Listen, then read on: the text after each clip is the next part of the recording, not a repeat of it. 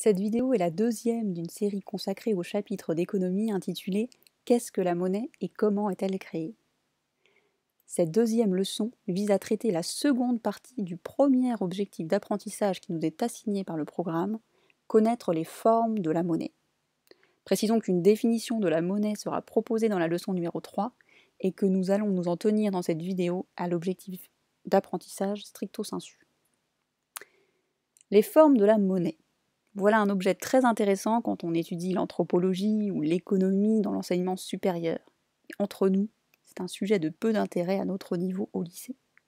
Aussi vais-je être brève sur ce point. Disons que les formes de la monnaie ont varié selon les lieux et les époques, mais qu'une évolution d'ensemble relativement linéaire se dégage. Cette évolution, nous l'appellerons la dématérialisation de la monnaie, et nous allons l'expliquer dans un instant. Historiquement, les premières monnaies utilisées sont des monnaies dites monnaies marchandises. Fourrure, dents, queues d'animaux, bétail, céréales, fèves de cacao, tabac, coquillages, etc. Voilà des exemples de biens ayant dans l'histoire une histoire ancienne d'échanges qui ont servi à évaluer le prix des biens ou à régler des échanges. Un char vaut 46 coquillages ou 24 fourrures.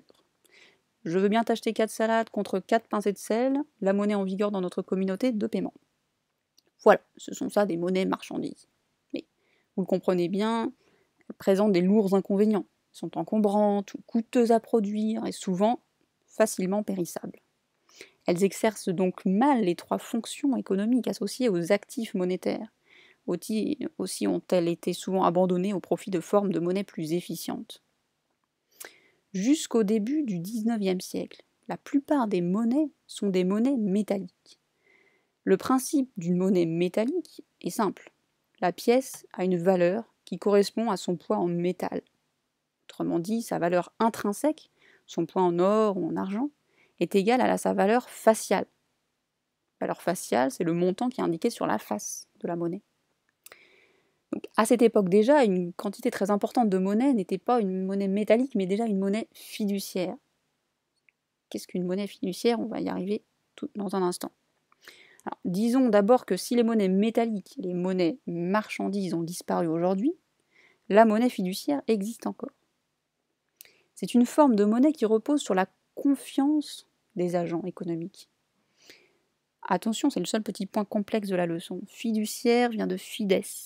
Fides, la confiance, la promesse en laquelle on croit, en latin.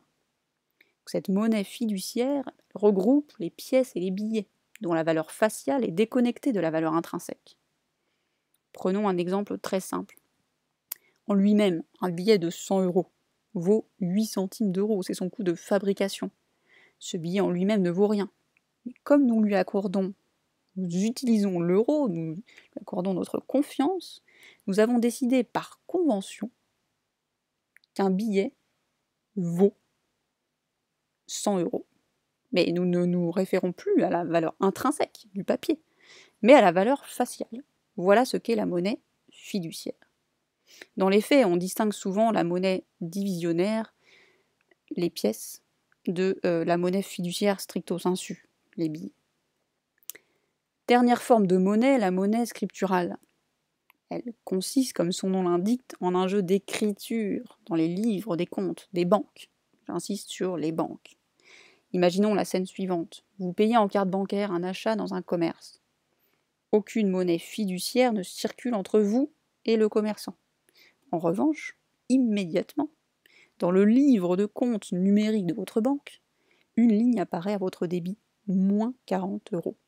Symétriquement, une ligne apparaît instantanément dans le livre de compte numérique de la banque du commerçant, plus 40 €. L'échange monétaire prend la forme d'un jeu d'écriture et la monnaie n'existe que sous cette forme de livre de compte. C'est exactement la monnaie scripturale. Dressons un premier bilan. Nous avons présenté 5 formes de monnaie.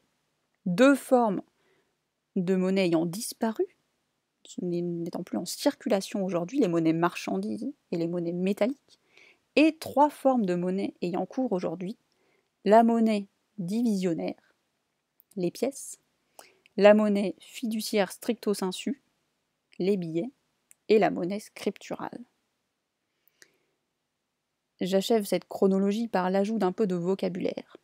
Cette brève histoire des formes de la monnaie met en exergue la survenue d'un phénomène dit de dématérialisation de la monnaie. Au fil du temps, les monnaies se sont dématérialisées, elles ne sont plus inscrites dans la matière, mais dans l'immatériel. Dans l'immatériel, les lignes de code de banque, notamment.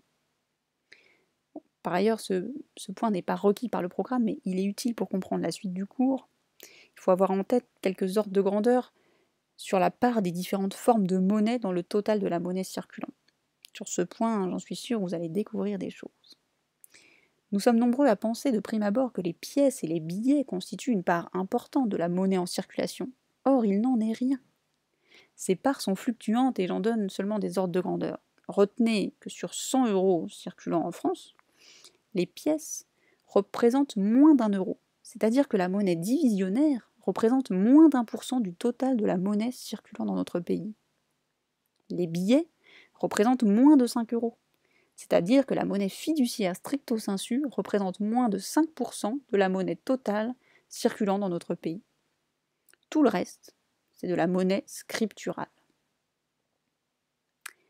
J'ajoute 2 remarques importantes. Ne confondez pas monnaie et moyen de paiement. Un chèque, ce n'est pas de la monnaie. Un chèque, c'est un véhicule de la monnaie scripturale.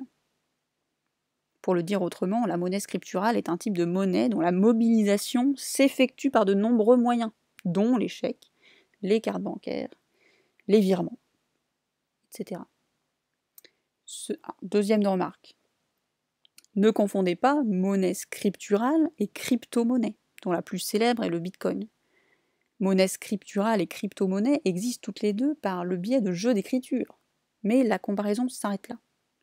Les crypto-monnaies ne sont pas encore peut-être, elles ne sont pas encore aujourd'hui, c'est sûr, les crypto-monnaies ne sont pas des monnaies, au sens économique du terme, principalement parce qu'elles n'exercent pas les mêmes fonctions qu'une monnaie traditionnelle. Le Bitcoin est une bien piètre réserve de valeur. Son cours est très volatile. Sa valeur exprimée en euros ou en dollars est très fluctuante. En cela, il n'est donc pas non plus une unité de compte fiable. Il ne peut pas l'être. Pour finir, le Bitcoin n'est absolument pas un intermédiaire des échanges. Il est difficile de payer en Bitcoin pour des transactions usuelles.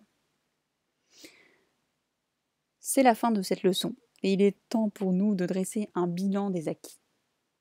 Au terme de cette leçon, vous devez être capable de décrire les grandes étapes du processus de dématérialisation de la monnaie, en listant les 5 formes de monnaie présentées dans ce cours. Monnaie marchandise, monnaie métallique, monnaie divisionnaire et monnaie fiduciaire, et monnaie scripturale. Merci pour votre écoute et portez-vous bien.